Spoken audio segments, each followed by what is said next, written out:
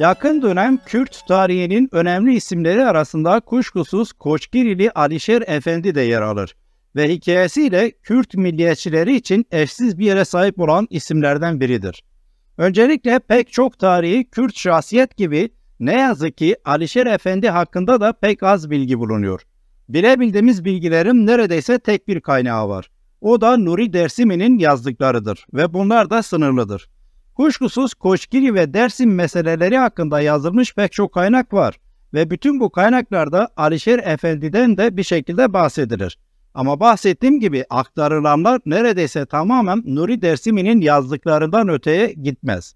Alişer Efendi vesilesiyle bir kez daha görebildiğimiz bu eksikliğin iki nedenine işaret edilebilir. Birincisi Kürtlerin çabasının eksikliğidir veya yeterince kendi tarihlerini yazabilme imkan ve kabiliyetinden yoksunluklarıyla ilgilidir. İkincisi ise muhtemelen çok daha önemlidir ve bu da sömürge millet olmanın dezavantajlarından kaynaklanıyor. Bu yüzden Fırat Aydınkaya yakın dönem Kürt tarihinin bir diğer önemli ismi olan Cibranlı Halit Bey ile ilgili portre yazısında önemli bir hususa dikkat çekmişti. Aydınkaya'ya göre örneğin Cibranlı Halit Bey gibi sömürge ortamlarında doğup büyüyen ve hayatını antikolonyal mücadeleye adayıp bu yolda başını verenlerin hayat öyküsü söz konusu olduğunda mikrofon hiçbir işe yaramaz. Yaramaz çünkü sesinin hatta başının kesilmesi üzerine kurulan bir düzen söz konusu olduğu için belgeye, şahitlere hatta biyografiyi muhtevalandıracak bütün hatırat deposuna el konulmuştur. Kamuya kapatılmıştır. Yadigar olarak arkasında bıraktığı kılıç dahi şehir pazarlarında satılmıştır. Muktedir sadece hayatına değil, ölümünden sonrasına da el koyup mirasını dahi dizayna kalkışmıştır. Hakikaten de durum bundan ibarettir. Klasik ifadeyle tarihi kazananlar yazar, kaybedenler değil. Bu vecizeyi neredeyse Kürt tarihiyle ilgili her hususa uyarlamak abartılı bir genelleme olmayacaktır. Bu yüzden bizzat Kürtlerin kendi kaynaklarını bulup ortaya çıkarmaları ve hikayelerini yazmaları önemlidir. Bu hususlara dikkat çektikten sonra Alişer Efendi'ye dair bazı hususlara bakabiliriz ve en son bizzat Nuri Dersimi'nin yazdığı biçimiyle kısa hayat öyküsünü aktaracağım. Alişer Efendi ilkin Sivas Koçgiri aşiretlerinin reisi olan Mustafa Bey'in katibi olarak karşımıza çıkar. Katipliğinden söz ederken sıradan bir yazıcılık işi yaptığı anlaşılmamalıdır. Bilakis anlaşıldığı kadarıyla bir tür siyasi danışmanlık kastedilir ki Alişer Efendi'nin daha sonraki faaliyetleri de bunu haklı çıkarıyor. Mustafa Bey, Koçgiri aşiretleri reisi olarak önemli bir nüfuz ve güce sahiptir ve bu nedenle Osmanlı Padişahı Abdülhamit yanında tutabilmek için ona paşalık unvanını vermiştir. Ancak bu elbette Kürtleri kontrolde tutmak için Abdülhamit'in söz konusu dönemde başvurduğu riyakarca bir politikadan ibaretti. Nitekim bir süre sonra Abdülhamit'in emriyle Mustafa Bey planlı bir suikast sonucunda zehirle öldürülmüştü. Mustafa Bey yerine Koçgiri aşiretlerinin idaresi oğulları Alişan Bey ve Haydar Bey'e kalmıştı. Alişer Efendi de bu kez bunların katipliğini yapmış ve onların döneminde çok daha fazla öne çıkan bir sima olmuştu. Alişer'in Kürt tarihindeki önemli çıkışlarından biri 1. Dünya Savaşı yıllarında görülür. Osmanlı askeri iken savaş sırasında Osmanlı'yı terk ederek Rus Çarlığı ile iş tutmuştu. Bunun nedeni Kürtlere dair sahip olduğu projedir. Alişer Efendi Ruslar tarafından himaye edilecek bir Kürdistan projesini savunmuş ve onun için Osmanlı'ya karşı Rusya ile işbirliğini tercih etmişti. Aynı dönemlerde Bedirhan ailesinin bir üyesi olan Abdurrezzak Bedirhan da benzer bir siyasetle Ruslarla işbirliği halindedir bu arada. İkisinin herhangi bir ilişkisinin olup olmadığı hususunda ne yazık ki dikkate değer bir bilgi bulunmuyor. Alişer Efendi'nin Rus Çarlığı ile işbirliği halinde Dersim'de bazı bölgeleri kontrol ederek özel yönetimini ilan etmesi ve bölgedeki Türk varlığına son vermesi son derece önemlidir.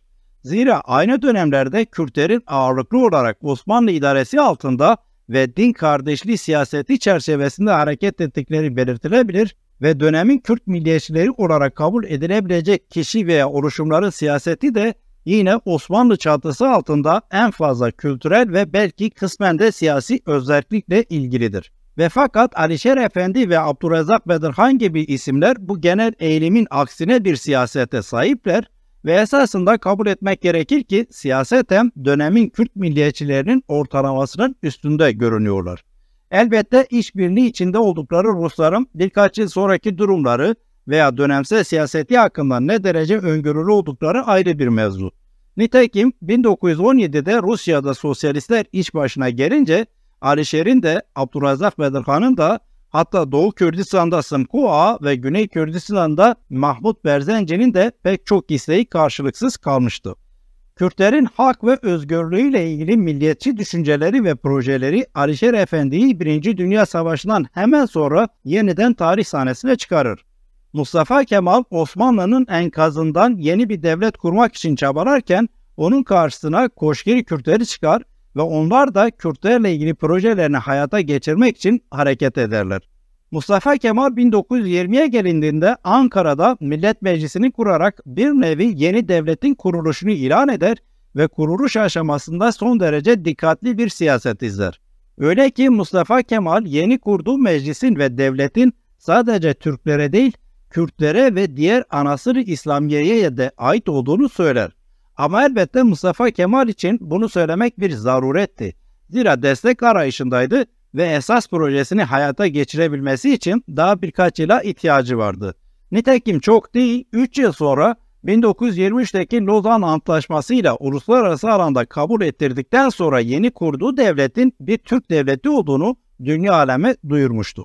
Mustafa Kemal 1920-23 aralığında Kürtlerden epey fazla destek aldı ve Kürtleri yanında tutabilmek için mecliste onların vekillerin namına pek çok kişiye mebusluk da verdi. Aslında bu yeni bir siyaset değildi.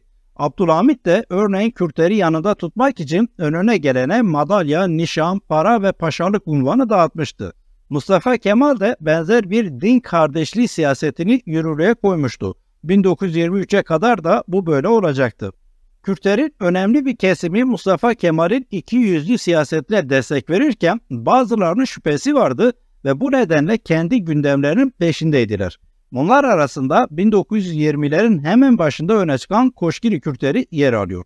Mustafa Kemal 1919'da Erzurum'dan sonra Sivas'ta da kongre yapıp yeni devletin kuruluşuna hazırlanırken bu iki kongreye bazı Kürtleri de davet etmişti. Bazıları daveti kabul etmiş, bazıları da etmemişti.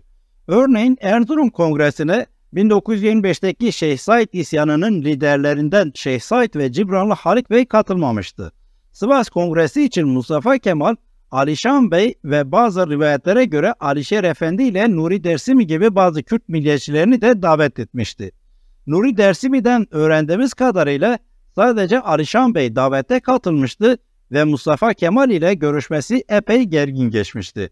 Zira Mustafa Kemal, Alişan Bey'e tehditkar biçimde Koşgiri'deki faaliyetlerinden haberdar olduklarını vesaire söylemişti.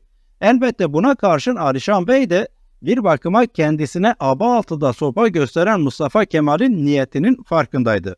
Bu nedenle Alişan Bey, Haydar Bey, Alişer Efendi gibi isimlerin öncülüğünü yaptıkları Koşgiri'deki Kürtler daha en başında hak ve özgürlüklerinin garantisi için harekete geçilmesinden yanaydılar. Nitekim öyle de yaptılar. Dersim ve Koşgiri bölgesinden ve elbette Kürdistan'ın başka bölgelerinden pek çok Kürt şahsiyet Mustafa Kemal'in davetini kabul edip Ankara'da mebus koltuğuna otururken ve hatta Kürt kıyafetleriyle boy verirken Koşgiri Kürtleri kendi kaderlerini kendileri tayin etmek için harekete geçmişti. Esasında Koşgiri Kürtlerinin tam olarak ne istedikleri konusunda farklı görüşler var. Örneğin bazı kaynaklara göre müstakil, bağımsız bir Kürdistan fikri savruluyordu. Ancak döneme dair belgelere bakıldığında daha ziyade özerk bir oluşumun savunulduğu görülüyor. Nitekim Koşgiri'nin öne çıkan isimleri Alişan Bey, Haydar Bey ve Alişer Efendi'nin İstanbul'daki Kürt Teali Cemiyeti ile ilişkileri vardı. Hatta bölgelerinde cemiyetin şubesini de açmışlardı. Cemiyet lideri Seyyid Abdülkadir'in yaklaşımı Kürtlerin Türklerle ortak hareket etmesi ve bunun karşılığında özerk idari haklar elde etmek yönündeydi. Anlaşıldığı kadarıyla Koşgirililer de bunu esas alıyorlardı. Bununla birlikte başta Alişer Efendi olmak üzere Koşgiri'nin Kürt liderleri itaatçı kabul ettikleri Mustafa Kemal'i güvenilmez buluyorlardı. Koşgiri Kürtleri hak ve özgürlüklerinin kabul edilmesi amacıyla 1920 boyunca Ankara ile temaslar kurmuşlardı ve bu süre boyunca yer yer çatışmalı hal alan gerginlikler de yaşanmıştı. Ankara bu yıl boyunca yani 1920 boyunca büyük oranda oyalama siyaseti izlemiş ve bu arada Koşkiri'yi Kırım'dan geçirecek ordunun hazırlanması için çalışmalar yürütmüştü. 1921'in ilkbaharından itibaren Mustafa Kemal'in emriyle Koşkiri'ye ordu gönderilmiş ve yaşanan çatışmaların ardından Kürt güçleri yenilmişti. Yüzlerce kişi katledilmiş, Kürtlere ait yerleşim yerleri yakılmış, mal ve mülkleri talan edilmiş ve binlerce kişi yerinden yurdundan edilmişti. Koşkiri'de olup bitenler daha 1920'lerin başında Mustafa Kemal'in Kürt inkarına dayanan ceberut siyasetinin ilk örnekleri olmuştu. 1925'ten sonra çok daha beter biçimde Kürtler bastırılmaya ve Türkleştirilmeye çalışılacaktı. Bu da Alişer Efendi ile Alişan Bey'in başını çektiği Koşkiri Kürtlerinin Mustafa Kemal konusunda ne derece haklı olduklarını gösteriyordu. Koşkiri'de Kürtlerin yenilmesi ve katliama uğraması karşılarındaki gücün pervasızlığı kadar Kürtlerin milli bir tutumdan yoksunluğu ve biraz da tutarsızlığıyla da ilgiliydi. Örneğin Alişer Efendi Koşkiri'deki mücadeleye destek için aylarca Dersim aşiretleriyle temaslar kurmuş ve pek çoğu destek sözü vermişti. Ancak daha sonra pek çoğu çeşitli menfaatler karşılığında Mustafa Kemal'in safına geçmişti. Bu da özellikle Dersim'deki Kürtlerin tarihsel yanılgılarının eşlik ettiği dramatik bir durumdu. Zira istedikleri kadar Mustafa Kemal'den yana görülsünler, Koşkiri Kürtlerin yaşadıkları sondan kurtulamayacaklardı. Çok daha beter biçimde örneğin 1937-1938'de soykırıma uğrayacaklardı. Öbür yandan Kürt Tarih Cemiyeti'nin etkisizliği ve desteksizliği yine Sünni Kürtlerin bu sıralarda başka dünyalarda olmaları vesaire de dönemin Kürt siyasetinin başarısızlığını gösteriyor. Koşkiri yenilgisi sonrasında Alişer Efendi Dersim'e geçmiş ve Seyit Rıza ile temasta kalmıştı. Koşkiri'deki katliamdan bir süre sonra Mustafa Kemal bir af çıkarmıştı. Alişan ve Haydar Beyler bu af kapsamına alınmasına rağmen Nuri Dersimi'ye göre kendisi ve Alişer Efendi afın dışında tutulmuştu. Ancak pazarlıklar sonrasında ikisi de af kapsamına alınmıştı. Ama elbette bu afın amacı da Alevi Kürtleri bir şekilde yatıştırmak ve Kürtlerin hak ve özgürlük davasından uzak tutmaktı. Nitekim bir süre sonra Sünni Kürtlerin dahil olduğu hadiselerde Mustafa Kemal Alevi Kürtlerle ilişkilerine çok daha fazla önem verecekti. Yeter ki bu kez Alevi Kürtler Sünni Kürtlerden uzak dursunlar. Ama sadece bu da değil elbette. Örneğin 1926'da Koç Uşağı isyanı bahanesiyle Dersim'de yüzlerce kişi öldürülmüş, yerleşim yerleri yakılmış, yüzlerce insan yerinden sürülmüş ve böylece 1937-38 Dersim soykırımının bir tür ön denemesi yapılmıştı. Mustafa Kemal olup bitenleri unutmuyordu. Nitekim Koşkiri isyanı liderlerinden Alişan ve Haydar Bey kardeşlere 1933'te Mustafa Kemal'in emriyle bir suikast düzenlenmişti. İddiaya göre Zara Kaymakamı Alişer Efendi'nin eşi Zarife Hanım'ın kardeşi Gahur'u menfaat karşılığında ayartmış ve Alişan ve Haydar Beylere bombalı bir suikast yaptırmıştı. Alişan Bey ölmüş, Haydar Bey ise yaralı kurtulmuştu. Benzer trajedi daha sonra Alişer'de yaşayacaktı. Koşkiri yenilgisi sonrasında Dersim'e yerleşen Alişer Efendi Kürtlük davasından vazgeçmemişti. Aksine Seyit Rıza ile yakın temas halinde siyasi faaliyetlerini sürdürmüştü. 1937'ye gelindiğinde Türkiye Cumhuriyeti Mustafa Kemal'in ifadesiyle Dersim çıbanının kökten halledilmesi işine başlamıştı. Kürtler de katliam saldırılarına karşı kendilerini savunmak için Seyit Rıza liderliğinde dağlara çıkmış, silah kuşanmıştı. Alişer Efendi bu kez de Dersim'de Kürtlerin hak ve özgürlüğü için mücadele ediyordu. Nuri Dersimi'nin aktardığına göre daha fazla insan kanı dökülmesini önlemek gayesiyle Seyit Rıza, Alişer'in İran veya Irak'a iltica ederek Fransa ve İngiltere hükümetlerinin tasavvutunu dilemesini kararlaştırmıştı. Ancak Seyit Rıza ve Alişer Efendi'nin bilmediği önemli bir mevzu vardı. Bu da Seyit Rıza'nın yeğeni olan Rayber'in ya da rehberin Dersim'deki soykırım harekatının başındaki General Abdullah Alp Doğan ile işbirliği içinde olduğuydu. Rayber, Dersim'den ayrılacağımdan haberdar olunca bir gün önceden beraberindeki birkaç kişiyle Alişer'in yanına gitmiş ve bulundukları mağarada 9 Temmuz 1937 günü arkadan Alişer'e ateş edip öldürmüştü. Orada bulunan Alişer'in eşi Zarife karşılık vermiş ve Rayber'in adamlarından Vanklı Efendi'yi öldürmüştü. Nihayetinde Rayber ve beraberindekiler Alişer ve eşi Zarife'nin başını keserek soykırımcı Abdullah Alpdoğan'a götürmüştü. Peki Nuri Dersimi'nin Kürtlüğün ve insanlığın yüz karası olan ve Kürdistan Kurtuluş Savaşları tarihinde adı ilelebet lanetle anılacak olan alçak şeklinde nitelediği rahberin akıbeti ne oldu? Bunun cevabını da dönemin bir diğer önemli Kürt milliyetçisi olan Kadri Cemil Paşazade'nin Zınar Silopi adıyla yazdığı anılarından aktarayım. Şöyle yazıyor Cemil Paşazade. Seyit Rıza merhum idam edildikten sonra sıra rehbere gelmişti. Türkler rehberin amcası Seyit Rıza ve vatanı aleyhine yaptığı ihanete mukafat olarak Tışan mevkiinde kendisiyle oğlunu kurşuna diztikleri gibi Peyami köyündeki evini de işgal ederek karısını ve diğer aile efradını Anadolu'ya nefi ettiler. Yani sürgün ettiler. Hain rehbere yapılan bu muamelelerden her Kürt ibret almalıdır. Nuri Dersimi'nin ifadesine göre 75 yaşında dramatik biçimde Dersim dağlarında katledilen Alişer Efendi, yaşadığı dönem itibariyle Koşgiri ve Dersim bölgelerinde epey etkili bir siyasetçidir. Nuri Dersimi, Alişer Efendi'nin Kürt hali cemiyeti ile ilişkileri olduğunu yazar. Ve yine onun yazdıklarına bakılırsa, Alişer Efendi dönemindeki pek çok Kürt milliyetçisinden çok daha ileri düzeyde bir Kürtlük mefkuresine sahipti. Örneğin Alişer Efendi, 3 Mart 1920 tarihli Kürt Hali Cemiyeti Başkanlığı'na yazdığı mektubunda, her İslam toplumunun kendi kaderini kendi belirleyerek yaşamak hakkına sahip olmasına ve dünyaca kabul edilmiş herkesin kendi yöre ve çoğunluğunu idare etmek ilkesine vurgu yapmıştı. Ve ardından Alişer Efendi, sanki bu Kürdistan topraklarını Turan denilen Türkistan'dan arkalayıp getirmişler de dindaşlarına da veriyorlar diyerek Mustafa Kemal'e ve itaatçı siyasetine tavır almış ve şunu savunmuştu. Hak haktır, Kürdistan Kürdistan'dır. Kürdistan ırken, dinen bir bütündür ve ayrılamaz. Haktan meşru bir hakka kimse el uzatamaz. Herkesin hakkına haksızlıkla el uzatan zalimdir. Bazı Kürt kaynaklarına bakılırsa Koşgiri ve Dersim'deki Kürt direnişinin esas planlayıcısı ve aklı Alişer Efendi'ydi. Türk devletinin bazı yetkilileri de bu şekilde düşünüyorlardı. Bu durum kuşkusuz Alişer'in Kürtlük mefkuresine olan sadakatini ve bu doğrultuda halk arasındaki etkisini teyit eder. Ama öbür yandan elbette olup biteni bir tek kişinin kahramanlığıyla ifade etmek de gerçekçi olmaz. Aksine Alişer Efendi'nin örneğin Alişan Bey ve Seyit Rıza gibi dönemin önde gelen isimleriyle kurduğu ilişkileri ve işbirliğini görmek çok daha doğru olacaktır. Yanı sıra Alişer Efendi sazı ve sözü güçlü bir Kürt ozanıydı. Nuri Dersimi'nden öğrendiğimize göre onlarca şiiri ve deyişi vardı. Kürtçenin Kırmanşki yani Dımılki ve Kurmancı lehçelerine hakimdi. Aydın bir kişiliği olan Alişer bu nedenle de halk arasında sözüne itibar edilen biriydi. Alişer'in hayat hikayesinde en önemli bölümü kuşkusuz eşi Zarife Hanım'la olan ilişkileri oluşturur.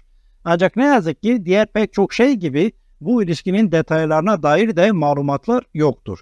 Bilinen şey şu, ikisi akrabaydı, bir ömrü birlikte geçirmişti, çocukları yoktu, ilişkileri son derece seviyetli ve eşitlikçiydi, ikisinin de cemaat ortamında saygın yerleri vardı, ikisi de halk üzerinde etkiliydi, birbirlerine olan sevgileri dillere destandı, birbirlerine hitap ederlerken heval derlerdi ve ölümleri de aynı şekilde dramatik oldu. Ve her ikisi de Nuri Dersimi'nin ifade ettiği biçimiyle dimağlarında Kürt istiklal ve kurtuluş güneşlerini taşıyorlardı.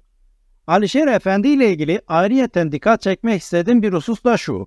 Alişer'in büyük bir ozan ve şair olduğunu biliyoruz ve fakat günümüze ulaşan çok az eseri var. 75 yıl yaşamış bir ozandan çok daha fazlası kalmalıydı. Demek ki kellesi gibi ondan geriye kalan eserleri de ortadan kaldırılmıştı. Bu noktada Serdar Şengül'ün İngiltere'nin sömürge devletlerde yaptıklarına dair yazısından bazı anekdotlar aktarmak isterim. Serdar Şengül, Kenya'nın ünlü yazarı Thiong'un Afrika Rönesansı'na dair yazarken Waiyaki ve Kral Hintsan'ın trajedileriyle başladığını aktarır.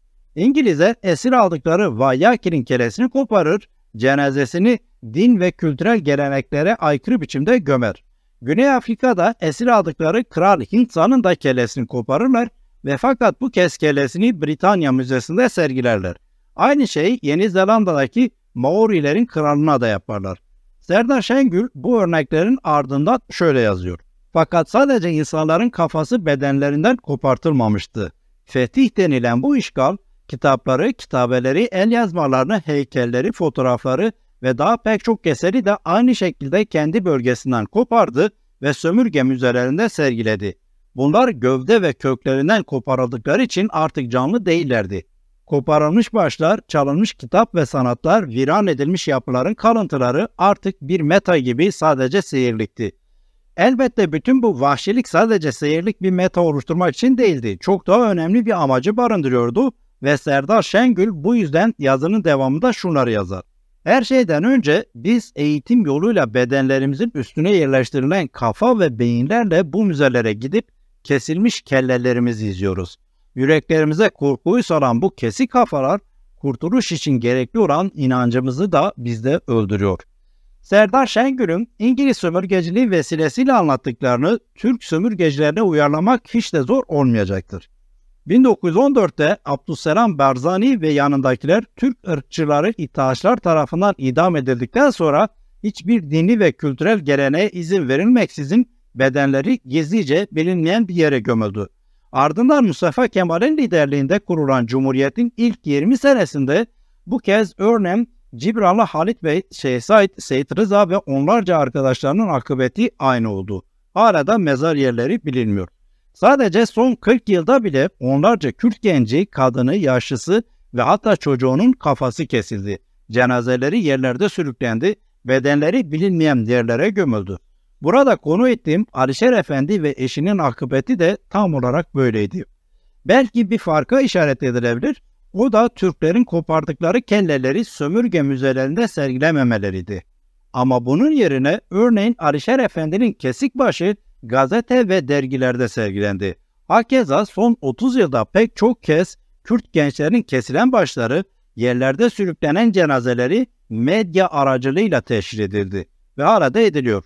Bütün bunların tek amacı da Kürt milletinin kurtuluş için gerekli olan inancını öldürmekti kuşkusuz.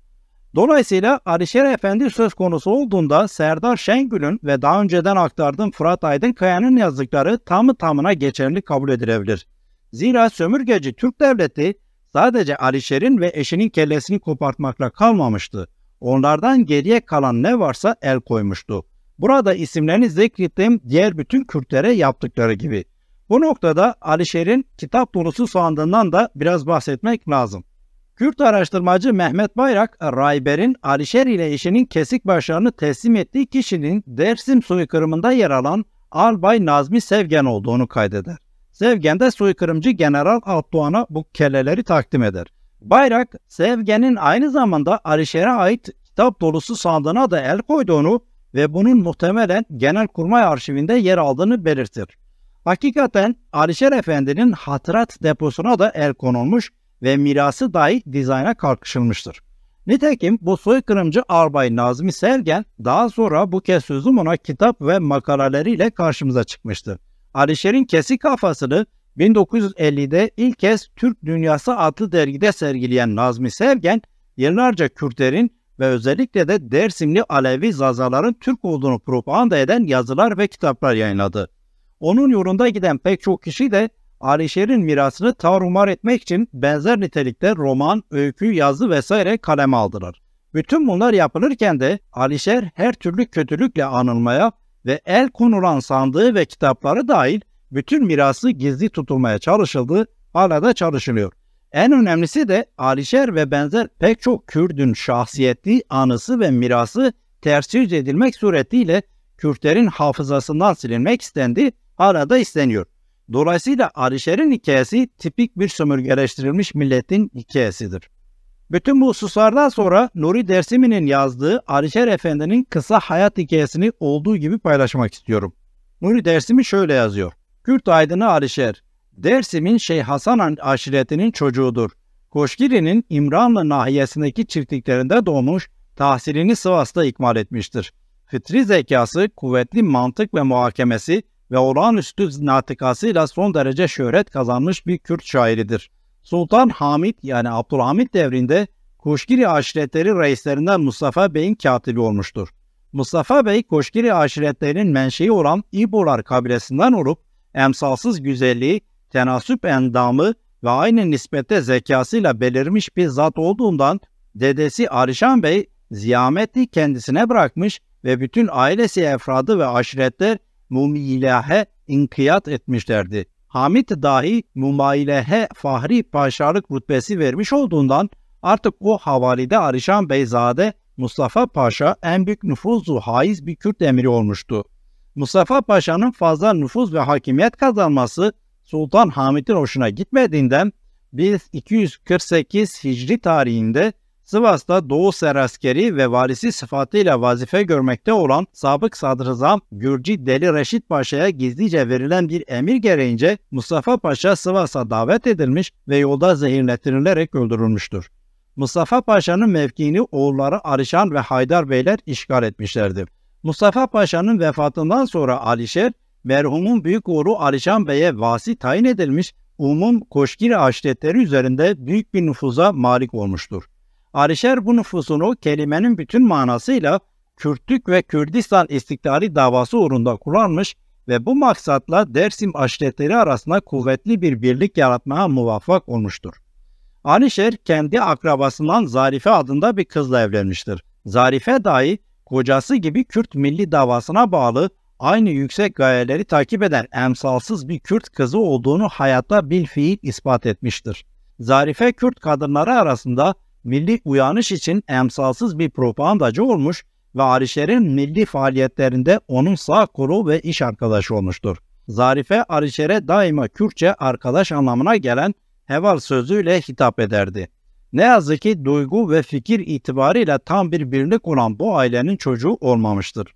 Zarife uzun boylu, iri yarı ve her hususta bir Kürt fizyonomisine haiz, simasında bir erkek cesaret ve besareti okunan emsalsız bir Kürt kızıydı.